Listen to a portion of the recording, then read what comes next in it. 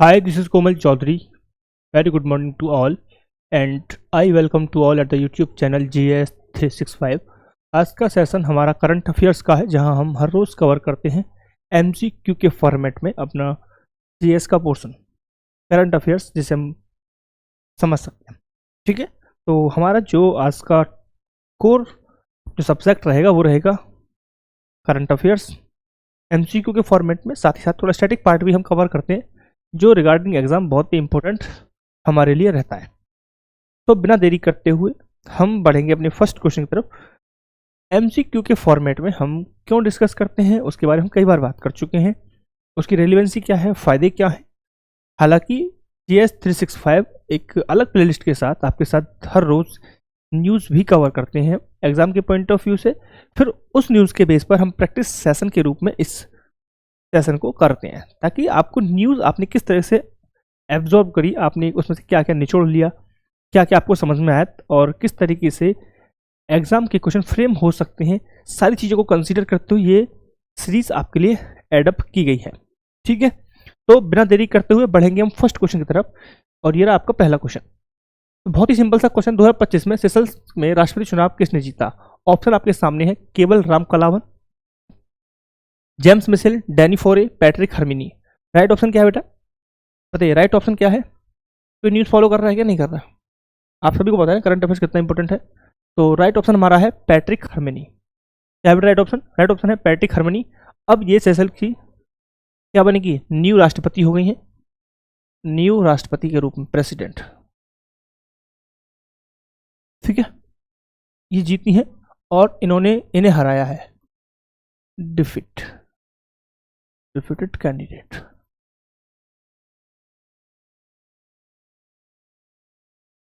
दिक्कत कोई है ना?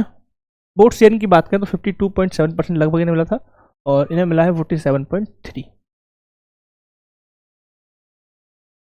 डन, कोई दिक्कत? चलो बढ़ते हैं नेक्स्ट क्वेश्चन की तरफ। और नेक्स्ट क्वेश्चन ये रहा। किस संगठन ने उद्गार नशामुक्त युवा संस्कार युक्त भारत नामक राष्ट्रव्यापी नशा विरोधी अभियान शुरू किया?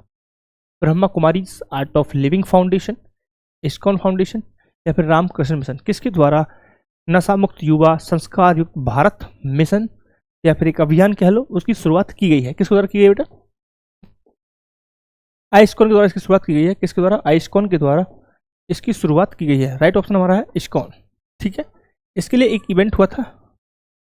इसके लिए एक इवेंट हुआ था, कहाँ? नई दिल्ली में हुआ है, ये आप याद रखेंगे। इसके एप्रिसिएशन के लिए एक इवेंट हुआ है। नशा मुक्त अभियान, नशा विरोधी अभियान शुरू करने के लिए एक इवेंट हुआ था और जिसमें इस्कॉन को अप्रिशिएट किया गया था, सराहना की गई थी उसकी।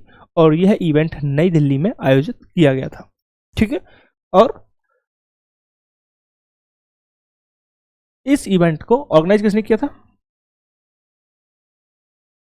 Organise by ISKCON. ठीक है साहब, क्लियर, डन। इसमें क्या हुआ? इसमें इस इवेंट में 15,000 से ज़्यादा युवा ने संकल्प लिया है कि हम अब नशे से दूर रहेंगे। यह पहल हमें दिखाती है विकसित भारत मिशन, जो हम क्या करें, एक अम्ब्रेला हम गोल के रूप में हम एक देखते हैं कि जब हम एक अम्ब्रेला गोल हमारा है कि हमें विकसित भारत बनना है, हमें अपना देश विकसित बनाना है, उस मिशन के तहत हम क्या योगदान कर सकते हैं। तो उस लक्ष्य को देखते हुए हम ये समझ सकते हैं कि हम जब हम खुद को खुद को ये करते हैं कि हम अब नशे से दूर रहेंगे, तो कहीं ना कहीं हम अपने देश को आगे बढ़ाएंगे और कहीं ना कहीं यह विकसित भारत के लक्ष्य को प्राप्त करने में मदद करेगा, उसमें अप्रिशिएट करेगा। ठीक है, क्लियर पॉइंट, डन। थोड़ा सा बात करें हम कि एक हमने यहाँ पे वर्ड आया नशा मुक्त भारत अभियान, नशा विरोधी अभियान। एक वर्ड है नशा विरोधी अभियान।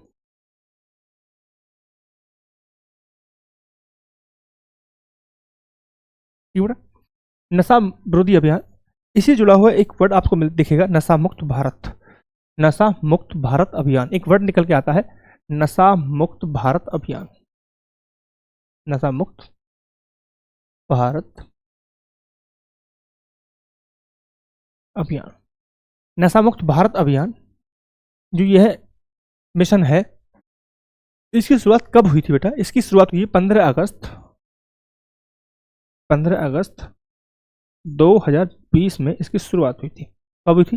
15 अगस्त 2020 में इसकी शुरुआत हुई थी सामाजिक न्याय एवं अधिकारिता मंत्रालय के द्वारा। किसके द्वारा बेटा? सामाजिक न्याय एवं अधिकारिता मंत्रालय के द्वारा। क्लियर पॉइंट है? था कोई दिक्कत? ठीक है। उद्देश्य क्या था कि जो हमारी ये जैसे जो नशे की चीजें हैं उसके सेवन की समस्या है उसे निपटना और एक नशा मुक्त समाज स्थापित करना। जब हम एक नशा मुक्त समाज की स्थापना की बात करते हैं तो जब हम इस अभियान को आगे बढ़ाएंगे तो एक हम नशा मुक्त समाज को स्थापित कर पाएंगे। इसका एक ओवरऑल उद्देश्य हमारा यह है कि हम जब एक नशा मुक्त समाज स्थापित करेंगे, जब हम बात करेंगे कि नशा मुक्त समाज की बात होगी तो कहीं ना कहीं हम विकसित भारत का जो हमारा एक अम्ब्रेला गोल है उसको प्राप्त करेंगे और उसको प्राप्त करने में अपना योगदान देंगे। इसका हम अगर सामाजिक प्रभाव को लेकर समझें, इसका क्या सामाजिक प्रभाव हो सकता है, तो युवाओं में नशे की प्रवृत्ति को रोकने में इस अभियान का विशेष रोल रहने वाला है। ठीक है। साथ ही साथ जो सीमावर्ती क्षेत्र है हमारे उसकी तस्करी पर हम नियंत्रण करेंगे, डिजिटल माध्यमों से नशे की नेटवर्क पर निगरानी करेंगे। इस तरीके से हम इसको क्या करेंगे, इसके सामाजिक प्रभाव को कम करेंगे और एक नशा मुक्त समाज को स्थापित करने में अपना योगदान देंगे। चलिए यहाँ तक कोई दिक्कत? यहाँ तक चलिए अब आएंगे हम नेक्स्ट क्वेश्चन की तरफ और नेक्स्ट क्वेश्चन हमारा ये रहा। नेक्स्ट वाला क्या है? ऑस्कर विजेता अभिनेत्री का नाम क्या है जिनका 19 वर्ष की आयु में निधन हो गया है, जिन्हें एनी हॉल में उनकी भूमिका के लिए जाना जाता है। यानी कि उनकी एक मूवी का नाम है एनी हॉल। अगर आपको पता है कि एनी हॉल मूवी में जो अभिनेत्री हैं उनका नाम क्या है, तो आपके लिए बच्चा क्वेश्चन है, 0 क्वेश्चन हो गया। बट अगर आप मूवीज में इंटरेस्टेड नहीं है तो भाई फिर आपके लिए होगा टेढ़ी खीर। ठीक है, तो फिर तो आपको पढ़ना ही पड़ेगा। ठीक है, तो हमारे लिए इंपॉर्टेंट हो जाता है बेटा ऑस्कर अवार्ड। ऑस्कर अवार्ड्स हमारे लिए इंपॉर्टेंट होते हैं और हम उन्हें छोड़ नहीं सकते हैं।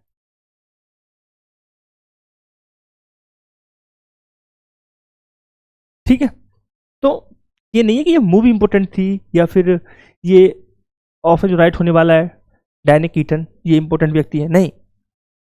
उन्होंने ऑस्कर अवार्ड जीता है इसलिए वो इंपॉर्टेंट है। ऑस्कर अवार्ड उन्हें मिला है इसलिए न्यूज है, न्यूज में है तो हमारे लिए इंपॉर्टेंट है। मैं बार बार कह रहा हूं कि जो चीज न्यूज में है आप उसे छोड़ नहीं सकते, आप उसे अवॉइड नहीं कर सकते। न्यूज में जो चीज है उसी का स्टैटिक पार्ट आपको जीके बना के पूछा जाता है, जीएस बना के पूछा जाता है। अगर आपको ये लगता है कि हम सिर्फ करंट अफेयर्स पढ़ के पास हो जाएंगे तो ये बेवकूफ़ी है। अगर आपको लगता है मैं स्टैटिक पार्ट कवर करके कर लूँगा तो बेवकूफ़ी है। जो टीचर आपको स्टैटिक जीके पढ़ा रहे हैं, आप कॉन्सेप्ट से नहीं पढ़ रहे हैं, कोई वो छोड़ दो। अगर आप स्टैटिक जीके पढ़ा रहे हैं तो जो टीचर आपको जीके पढ़ा रहे हैं स्टैटिक, वो भी कहीं ना कहीं आपको जो करंट में टॉपिक चल रहे हैं ना बेटा उनका ही जीएस का पार्ट आपसे कवर कराते हैं। वहीं हम क्या कर रहे हैं, हम आपको करंट भी दे रहे हैं और स्टैटिक पार्ट भी दे रहे हैं, आप डबल बेनिफिट आपको दे रहे हैं। ठीक है, तो आप बेनिफिट लीजिए और आगे बढ़ते रहिए। तो राइट ऑप्शन हमारा है बेटा Meryl Streep, Diane Keaton, Jane Fonda, Susan Sarandon. तो बेटा राइट ऑप्शन हमारा है, बहुत ही अच्छा क्वेश्चन है ये, डैनी कीटन। डैनी कीटन यहाँ पे राइट ऑप्शन हमारा है। ठीक है, क्लियर पॉइंट है। और इनके बहुत फेमस बुक वो मूवीज है, एक सीरीज है द गॉडफादर। ठीक है, तो द गॉडफादर की फेमस वेब सीरीज है, आप ये देख सकते हैं the godfather.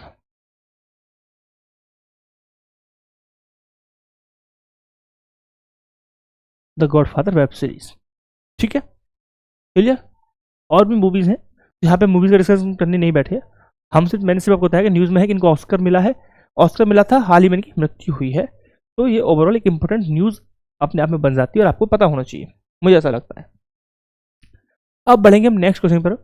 IUCN world heritage outlook 4 के अनुसार, यानी कि IUCN वर्ल्ड हेरिटेज रिपोर्ट जारी की है, उसके अनुसार निम्नलिखित में से कौन सा वर्तमान में प्राकृतिक विश्व धरोहर स्थलों के लिए सबसे गंभीर खतरा है। यानी कि जो नेचुरल हेरिटेज हैं, जो हमारे नेचुरल हेरिटेज हैं, नेचुरल हेरिटेज, ठीक है क्लियर, उनके लिए सबसे ज्यादा खतरा है बेटा ग्लोबल वार्मिंग। और स्पेशली मैं बात कर रहा हूं according to the IUCN outlook report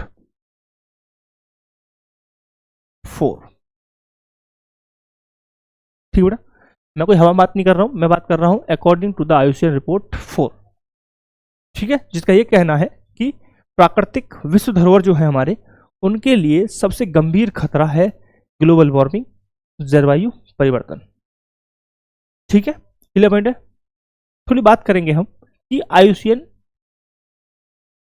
world heritage जो रिपोर्ट आउटलुक 4 रिपोर्ट है उनकी, यह वर्तमान में क्या इनको मान्यता है। तो वर्तमान में वैश्विक स्तर पर जब हम बात करते हैं, इन क्षेत्रों में से लगभग आधे क्षेत्र को यह प्रभावित कर रहा है। इस बेसिस पर उनका यह मानना है, मतलब रिपोर्ट से कहती है कि सबसे ज्यादा खतरा किसका है, ग्लोबल वार्मिंग का है। ठीक है, नेक्स्ट पॉइंट हमारा यह है कि यह रिपोर्ट बेटा कहाँ जारी हुई थी, कहाँ पे इवेंट हो रहा था। तो अबू धाबी में इनका इवेंट हो रहा था, अबू धाबी में। अबू धाबी में इनका कांग्रेस था। ठीक है, कांग्रेस बेटा ऐसा होता है, कांग्रेस को आप ये मत समझिए कि भारत राष्ट्रीय INC, उसे मत समझिए, राहुल गांधी वाली बात नहीं यहाँ पे हो रही है। कांग्रेस यानी कि जब लोग एक साथ मिलके किसी कोई काम करते हैं, यानी एक साथ लोगों को आना, ग्रुप में काम करना, उसे भी कांग्रेस कहा जाता है। ठीक है, आप इस तरीके से समझ सकते हैं। तो रिपोर्ट के अनुसार 43% जो हमारे स्थल है वह जलवायु जो प्रॉब्लम्स हैं, ग्लोबल वार्मिंग की जो प्रॉब्लम है, जलवायु परिवर्तन की जो प्रॉब्लम है, उसे फेस कर रही हैं, उनके कारण जोखिम में है। लगभग 43% इनका डाटा है। ठीक है साहब, क्लियर। तो राइट ऑप्शन हमारा हो जाता है ऑप्शन नंबर फर्स्ट। जलवायु परिवर्तन एक मेजर कंसर्न है for the purpose of the world heritage, world natural heritage के लिए। Done, clear. चलो आते हैं हम नेक्स्ट क्वेश्चन की तरफ। नेक्स्ट क्वेश्चन हमारा ये रहा, अक्टूबर 2025 में महाराष्ट्र के कितने समुद्र तटों को अंतर्राष्ट्रीय ब्लू फ्लैग प्रमाणन प्राप्त हुआ है। ब्लू फ्लैग प्रमाणन हुआ है कितने समुद्र तटों को। सिंपल सा क्वेश्चन हमारा है, 3, 4, 5, 6। राइट ऑप्शन हमारा क्या है बताइए। तो राइट ऑप्शन हमारा है बेटा 5। ठीक है साहब, तो राइट ऑप्शन हमारा है 5। क्या है बेटा, 5 हमारा राइट ऑप्शन है। इनकी महाराष्ट्र के 5 समुद्री तटों को, 5 समुद्री तटों को blue flag, blue flag certificate मिला है। ठीक है साहब, क्लियर, डन। जो ये समुद्र तट है वह अलग अलग हम देख सकते हैं शामिल है, अलग अलग जिलों में है। यहाँ पे डिटेल जाने की जरूरत यहाँ पे नहीं है। हालांकि मैं आपको बताता चलूं कि जो यह घोषणा हुई है उसे ऑफिशियली जो महाराष्ट्र के महिला एवं बाल विकास मंत्री हैं, महाराष्ट्र के महिला एवं बाल विकास मंत्री, महाराष्ट्र के महिला एवं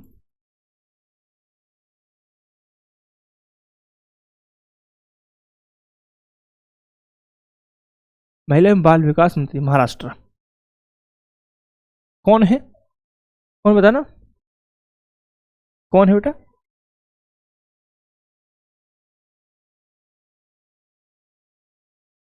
आदित्य ठाकरे घोषित। ठीक है, इनके द्वारा इसे घोषित किया, हालांकि मैंने आपको ये चीज बता दी लेकिन इंपॉर्टेंट है नहीं। क्लियर, चलिए आते हैं नेक्स्ट क्वेश्चन की तरफ बढ़ेंगे हम। किस देश ने अपनी सबसे शक्तिशाली परमाणु मिसाइल ह्वानसंग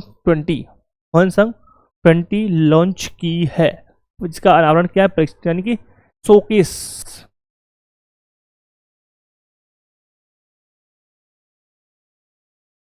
बताइए हमारे राइट, हमारे पास ऑप्शंस हैं क्या है बेटा, दक्षिण कोरिया, चीन, उत्तर कोरिया, जापान। बताइए सर। देखो कुछ चीज तो बहुत ही निखालस गलत की जैसे कैटेगरी में आ जाते हैं। परमाणु मिसाइल की बात यहाँ पे हो रही है, तो बताइए। तो यहाँ पे राइट ऑप्शन हमारा है उत्तर कोरिया। कौन सा राइट ऑप्शन बेटा, उत्तर कोरिया। उत्तर कोरिया यहाँ पे हमारा राइट ऑप्शन है। उत्तर कोरिया ने उत्तर कोरिया की सबसे शक्तिशाली मिसाइल ह्वानसंग 20 का शोकेस किया है। ठीक है, ये शोकेस कहां पे हुआ था, प्योंगयांग। प्योंगयांग, प्योंगयांग क्या है, कैपिटल है किसका? नॉर्थ कोरिया का।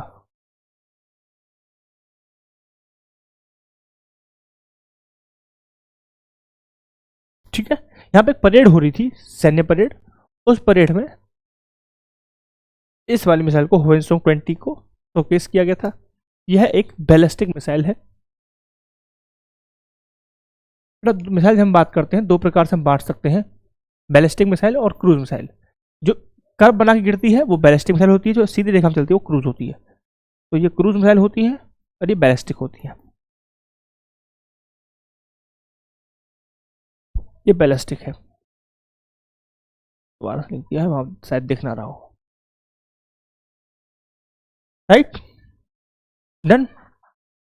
तो भाई मेरे सिंपल सा क्वेश्चन तो आपके दिमाग में आ रहा होगा कि भाई ऐसा कौन सा इवेंट था, कोई इवेंट बना था क्या कोरिया में? उत्तर कोरिया में कोई इवेंट था? जी हाँ, वर्कर्स पार्टी ऑफ कोरिया। एक पार्टी है वर्कर्स पार्टी ऑफ कोरिया।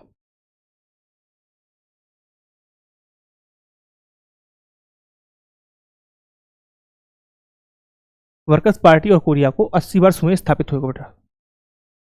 इसको स्थापित स्थापित हुए 80 वर्ष हो चुके हैं। ठीक है, इस उपलक्ष्य में यहाँ पर एक सैन्य परेड थी, जिस परेड में आपको दिखाया गया ह्वेनसोंग 20 का जलवा। जलवा इन सेंस की उसको शोकेस किया गया। ठीक है, हालांकि इस परेड में और बहुत सारी चीज़ें थी, जैसे कि ड्रोन हो गए, रॉकेट लॉन्चर हो गए, टैंक्स हो गए, ऐसी बहुत सारी चीज़ें थी जो एडवांस लेवल के जो सैन्य उपकरण थे, सेना से जुड़े हुए उपकरण होते, उन सबको यहाँ पे प्रदर्शित किया, शोकेस किया गया था। ठीक है, क्लियर। तो राइट ऑप्शन आपको मिल चुका है। हम बढ़ेंगे अब नेक्स्ट क्वेश्चन तरफ। और नेक्स्ट क्वेश्चन ये रहा, 11 अक्टूबर 2025 को प्रधानमंत्री नरेंद्र मोदी द्वारा नागालैंड के किस जिले में एकीकृत एक्वा पार्क को स्थापना की गई थी? कोहिमा, दीमापुर, मोकोंगकुंग और वोखा। राइट ऑप्शन हमारा क्या है? ऑप्शन हमारे हैं Kohima, Dimapur, Mokokchung and Wokha. Right option हमारा क्या है? तो बताइए राइट ऑप्शन क्या है भाई? राइट ऑप्शन हमारा यहाँ पे है, राइट ऑप्शन हमारा है मोकोकचुंग। ठीक है, राइट ऑप्शन हमारा है मोकोकचुंग, जो तजुडी कोंग, जो कहाँ पड़ता है? तजुडी कोंग में पड़ता है। तजुडी कोंग में पड़ता है। ठीक है साहब, क्लियर पॉइंट है। तो ऑप्शन में अगर हमें तजुडी कोंग दिखे तो आपको गलत नहीं करना है। तजुडी कोंग डिस्ट्रिक्ट है और ये डिस्ट्रिक्ट पड़ता है नागालैंड में। तो आपको कुछ भी समझ में आए, कुछ भी ऑप्शन आए, आपको रेडी रहना है। चाहे नागालैंड आपको दिखे, चाहे तजुडी कोंग दिखे, या फिर आपको मोकोंगचुंग दिखे, जो भी आपको दिखे आप वो और कर दीजिए बिना देरी करते हुए। क्लिक। ठीक है साहब, क्लियर पॉइंट है, डन। कोई दिक्कत परेशानी? चलिए, एक इंटरेस्टेड फैक्ट और लिख लीजिए कि यह नागालैंड का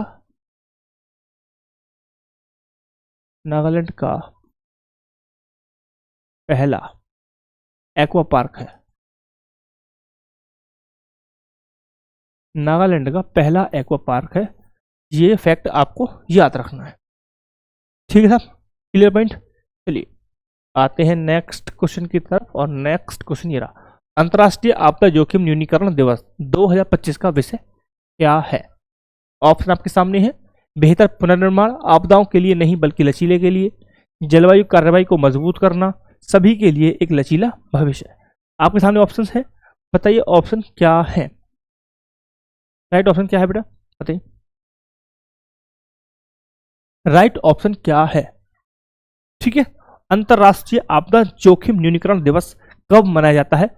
आप पहले ये बताइए मेरे को, कब मनाया जाता है? सबसे बड़ा कुछ मेरे नजर में ये है, यह दिवस कब मनाया जाता है बेटा? यह दिवस मनाया जाता है 13 अक्टूबर को। कितना हुआ?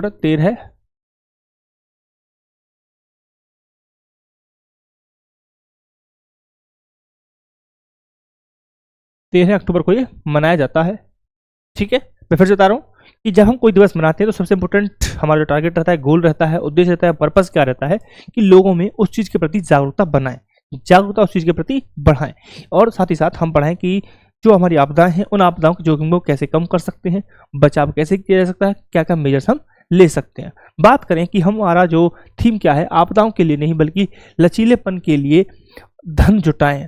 ठीक है, याद रह गया बेटा, धन जुटाएं।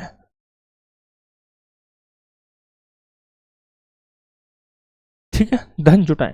राइट ऑप्शन हमारा है ऑप्शन नंबर 2, लचीले आपदाओं के लिए नहीं बल्कि लचीलेपन के लिए धन जुटाएं। ऑप्शन नंबर 2 यहाँ पे ठीक है। तो करेक्ट ऑप्शन हमारा है ऑप्शन नंबर 2। कोई दिक्कत परेशानी यहाँ तक?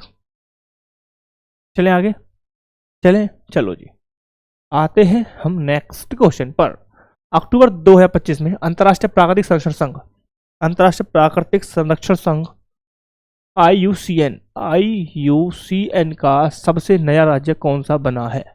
लो जी, जॉर्जिया, आर्मेनिया, अजरबैजान, यूक्रेन। ये क्वेश्चन सबसे ज्यादा इंपॉर्टेंट है, आप याद रखेंगे, ये क्वेश्चन सबसे ज्यादा इंपॉर्टेंट है। IUCN का हाल ही में सबसे नया सदस्य कौन सा राज्य बना है, यानी कौन सा देश बना है? राइट ऑप्शन हमारा है आर्मेनिया। आर्मेनिया यानी कि आर्मेनिया अभी हाल फिलहाल में IUCN के सदस्य के रूप में शामिल हुआ है। ठीक है, क्लियर पॉइंट है, डन। ठीक है, इसका जो अभी सबसे रिसेंट जो इवेंट हुआ है बेटा वो अबू धाबी में हुआ है। IUCN का रिसेंट इवेंट अबू धाबी में हुआ है, अबू धाबी में हुआ है। ठीक है, क्लियर पॉइंट, क्लियर, डन, कोई दिक्कत? IUCN का कार्य क्या है, क्या काम करता है भाई? IUCN क्या है, पिछले क्वेश्चन में भी आया था, फिर से आ रहा है, तो मुझे बताइए IUCN है क्या? बेटा IUCN सिंपल सा एक जो नेचुरल हेरिटेज है उनको कंजर्वेशन के लिए, उनके कंजर्व संरक्षण के लिए एक वर्ल्ड लेवल का संगठन है, वैश्विक लेवल का संगठन है, जहां प्राकृतिक संसाधन जो है, रिसोर्सेज हैं, उनको उनका सस्टेनेबल यूज कर सकें, कंजर्व कर सकें, इस क्षेत्र में वह काम करता है। ठीक है, क्लियर पॉइंट, डन। बात करूं मैं अगर कि IUCN कब स्थापित हुआ था, तो IUCN को स्थापित किया गया था 5 अक्टूबर 1948 में, इसको स्थापित किया गया था। फ्रांस में इसको स्थापित किया गया था। जब हम बात करते हैं इसके हेड ऑफिस की, फ्रांस में इसका हेड ऑफिस है। ठीक है, तो लिख सकते हैं, लिखना है तो 5 अक्टूबर, अरे बस ना, 5 अक्टूबर 1948 में इसको स्थापित किया गया था। ठीक है, क्लियर, डन। और यहाँ के हेड ऑफिस इसका ग्लैंड में है, इसका हेड ऑफिस, शायद मैं पहले गलत बोल गया था, उसको आप करेक्ट कर लीजिए, इसका हेड ऑफिस ग्लैंड में है, स्विट्जरलैंड।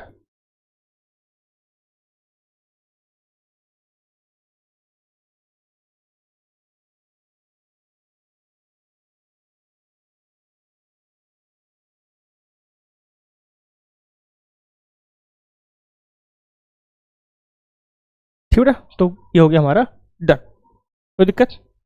फिर सुन लीजिए, नेचुरल हेरिटेज हमारे जो भी है, जो भी प्रकृति से रिलेटेड पारिस्थितिकी है, उसके संरक्षण के लिए, उसकी रक्षा करने के लिए एक संगठन काम करता है जिसका नाम है IUCN, international union for protection of nature. प्रकृति के संरक्षण के लिए एक इंस्टीट्यूशन है जो काम करता है, जिसे हम IUCN के रूप में जानते हैं। ठीक है, कब स्थापित हुआ था, सब चीज हम आपको बता दी, हेड ऑफिस कहाँ पे है, ये किस तरीके से काम करता है। बेटा ये जो स्पेसीज हैं, जनजातियां होती हैं, लाइक जो भी स्पेसीज हैं, जाति हैं, सॉरी जाति बेटा, प्रजाति, प्रजाति बोलेंगे ना, स्पेसीज को क्या बोलेंगे, चलो, जो भी जीव जंतु हैं उन्हें कैटेगरीज में डिवाइड करता है। तो कितनी कैटेगरी है? 6 कैटेगरी होती है, least concern, vulnerable, endangered, critical endangered and extinct. ठीक है, तो लीस्ट कंसर्न से जब आप एक्सटिंक्ट की तरफ जाएंगे, लीस्ट कंसर्न की कम कंसर्न है, और एक्सटिंक्ट एक लेवल आता है जहां पर वो जीव या जंतु जो भी प्रकृति के जिसके संरक्षण की बात की जा रही है वह विलुप्त हो चुका है, तो उसे एक्सटिंक्ट की कैटेगरी में डाल देते हैं। दूसरा जो कम कंसर्न है उसे लीस्ट कंसर्न में रखते हैं। लीस्ट कंसर्न से वल्नरेबल, फिर एंडेंजर्ड होता है, एंडेंजर्ड फिर क्रिटिकल एंडेंजर्ड आता है, और फिर एक्सटिंक्ट आता है। अभी हम बात करूं तो जो इनके प्रेसिडेंट हैं वह राजन AI मुबारक हैं, राजन ई मुबारक, AI नहीं, राजन ई मुबारक, राजन ई मुबारक है, जो अभी भी इसके प्रेसिडेंट हैं IUCN के। ठीक है साहब, क्लियर पॉइंट है। चलिए आगे चलते हैं जी, आगे राइट ऑप्शन हमारा हो चुका है। और नेक्स्ट क्वेश्चन बहुत ही अच्छा है ना। 2025 में भारत की पहली मिसेस यूनिवर्स विजेता कौन है? मिसेस यूनिवर्स की बात हो रही है, मिस यूनिवर्स,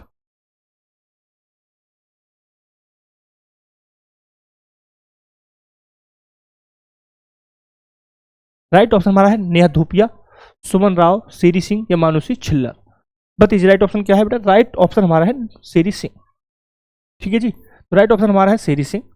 अब ये कौन है? मिस यूनिवर्स की कैटेगरी इनको मिला है, और भारत के लिए यह क्या है? भारत ने एक बहुत ही अचीवमेंट के रूप में इसे देखा है। ठीक है, इस प्रतियोगिता में भारत पहली बार तो भारत ने यह प्रतियोगिता जीती है, पहली बार। आप याद रखेंगे, फर्स्ट टाइम ये अचीवमेंट हुआ है। और जो ये इवेंट था, यह इवेंट था 48वां इवेंट था बेटा। कहाँ पे हो रहा था? फिलीपींस में हो रहा था। कहाँ पे हो रहा था? फिलीपींस में। तो यह इवेंट कहाँ पे हो रहा था? फिलीपींस में हो रहा था। और ये हम पहले भी कवर कर चुके हैं, पहले हमने इवेंट कवर किया है। ठीक है, तो यह ग्रैंड फिनाले जो था वो फिलीपींस में हो रहा था, डन। 48वां इवेंट था, डन। और इसमें 120 कैंडिडेट से उसने यहाँ पे पार्टिसिपेट किया था, और भारत के प्रतिनिधित्व सीरी सिंह ने किया था, जिन्हें पहले यूएमबी पेजेंट्स द्वारा मिसेस इंडिया 2025 का ताज पहनाया गया था। तो मिसेस इंडिया 2025 इनको मिला था।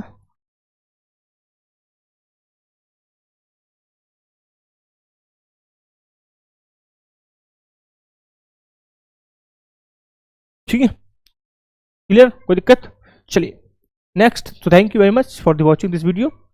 आई होप आपको अच्छा लगेगा, and thank you. Happy Diwali to all. Thank you very much.